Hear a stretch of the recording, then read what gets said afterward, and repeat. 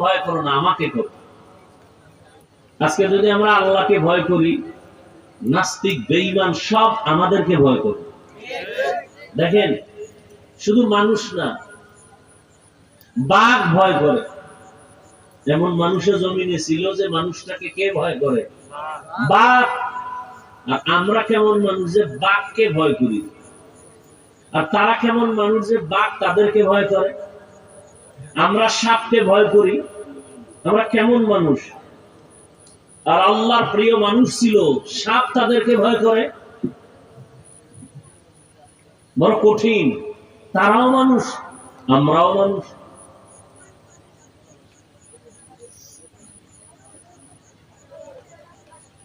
এগুলো আসছে শুধু আল্লাহর ভয় অন্তরে আসার কারণে। আল্লাহর ভয়ের নাম তাকওয়া। এটার দাম কত? রসুলের কোনো গুনাহ নাই, সেই রসুলকে আল্লাহ বলেন, নবী আপনি আমাকে ভয় করেন। ইয়া আইয়ুহান নাবিয়্যুত্তাকিল্লাহ ওয়া লা তুতি'ল কাফিরিন ওয়াল মুনাফিকিন। হে নবী, আমি আল্লাহকে আপনি ভয় করেন, কাফের মুনাফিকের অনুসরণ করবেন না। নবীকে আল্লাহ বলতেছেন ভয় করার জন্য। এখন আমি যদি আপনাদের জিজ্ঞাসা করি, আপনারা কি আল্লাহকে ভয় করেন? আমার থেকে আরো হাই আওয়াজ দিয়ে সবাই বলবে, হ্যাঁ আমরা অবশ্যই আল্লাহকে ভয় করি।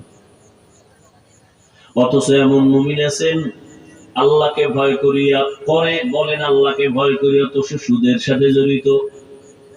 আল্লাহকে ভয় করেন, মিথ্যা বলেন। আল্লাহকে ভয় করেন, দোকানের মধ্যে লোন ছাড়া ব্যবসা চলে না।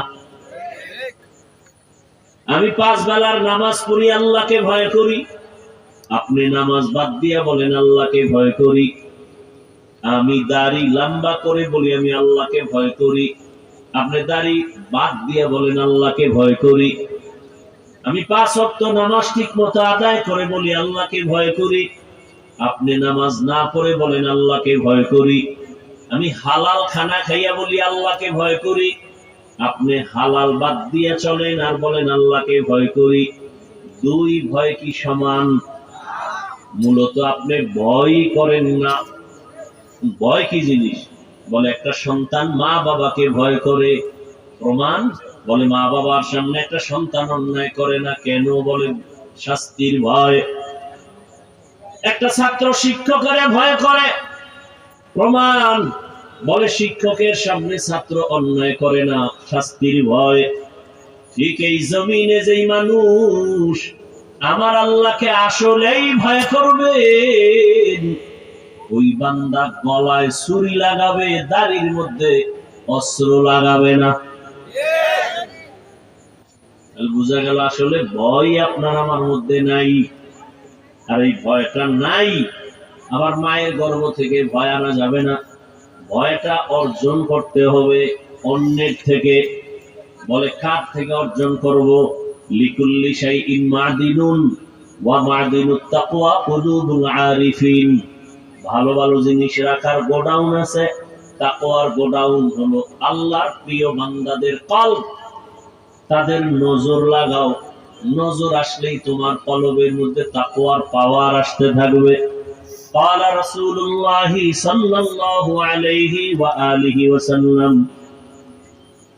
اتقوا فراسة المؤمن فإنه ينظر بنور الله। আল্লাহর প্রিয় বান্দাদের ফেরাসতের পাওয়ার, এটাকে তোমরা ভয় করো। কারণ তারা অনেক কিছু দেখে, তুমি দেখো না। তারা কেমনে দেখে? চামড়ার চোখে বলে না। আল্লাহ তাদেরকে এমন একটা আলো দান করেন, নূরের আলো দিয়ে তারা অনেক কিছু দেখেন। আমার চোখের মধ্যে চশমা লাগানো, গ্লাসের পাওয়ার যতটুকু ততটুকুই দেখি। এমন পাওয়ার ওয়ালা ক্যামেরা আছে, গ্লাসের পাওয়ার এত বেশি, 1000 মাইল দূর থেকেও সব স্পষ্ট দেখা যায়নি। কথা বলো না? যায়। কলব, আমাদের ভেতর একটা কলব আছে। এই কলবটা এমন, এর পাওয়ার কমে আর বাড়ে। আলা ইন্না ফিল জাসাদি মুদগাহ, ইযা সালুহাত সালুহাল জাসাদু কুল্লু ওয়া ইযা ফাসাদাত ফাসাদাল জাসাদু কুল্লু আলা ওয়া হিয়াল কলব।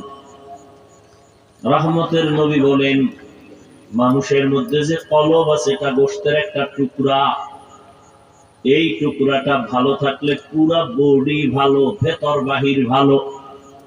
আর এই টুকরা যখন খারাপ হয়ে যায়, ভেতর বাহির পুরাটা খারাপ। ওই টুকরার নাম কলব। রহমতের নবী বলেন, মা মিন মাউলুদিন ইল্লা ইউলাদু আলাল ফিতরা। জমিনে যখন কোন সন্তান আসে, তার কলবটা থাকে আয়নার মতো স্বচ্ছ। ফা আবাওয়াহু ইউহাব্বিদানিহি